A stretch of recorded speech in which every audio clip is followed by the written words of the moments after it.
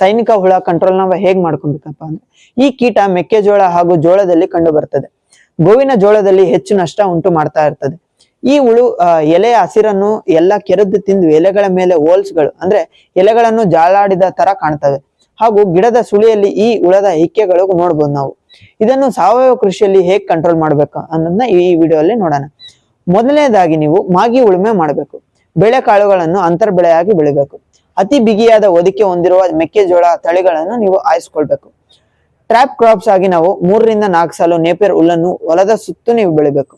ಹಾಗೂ metarhizium relay ಅನ್ನೋ ಒಂದು ಸೂಕ್ಷ್ಮ ಜೀವಿ ಬರ್ತದೆ. ಇದು 2 ಗ್ರಾಂ ಪರ್ ಲೀಟರ್ ಹಾಕಿ ಸಿಂಪಡಿಸಬೇಕು. 5% ಬೇವಿನ ಕಷಾಯ ಅಥವಾ ಪ್ರತಿ ಲೀಟರ್ ನೀರಿನಲ್ಲಿ 1 ಗ್ರಾಂ ಅಷ್ಟು ಬಿಟಿ ಬ್ಯಾಕ್ಟೀರಿಯಾ ಮಿಶ್ರಣ ಮಾಡಿ ಸಿಂಪಡಿಸಿದಾಗ ಇದು ಕಡಿಮೆ ಆಗುತ್ತೆ.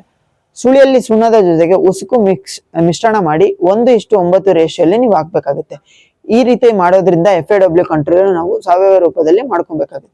ಈ ರೀತಿ ನಾವು ಮಾಡಿದ್ದೇ ಆದಲ್ಲಿ ಸಾವಯವ ಕೃಷಿಯಲ್ಲಿ ಸಮಗ್ರ ಕೀಟ ನಿರ್ವಹಣೆನ ನಾವು ಕೂಡ ಮಾಡ್ಕೊಬಹುದು. ಇದೇ ರೀತಿ ಹೆಚ್ಚಿನ ಮಾಹಿತಿಗಾಗಿ ನಮ್ಮ ಡಿಜಿಟಲ್ ಪ್ಲಾಟ್ಫಾರ್ಮ್ ನ ಫಾಲೋ ಮಾಡ್ತೀರಿ, ನೋಡ್ತೀರಿ. ಧನ್ಯವಾದ.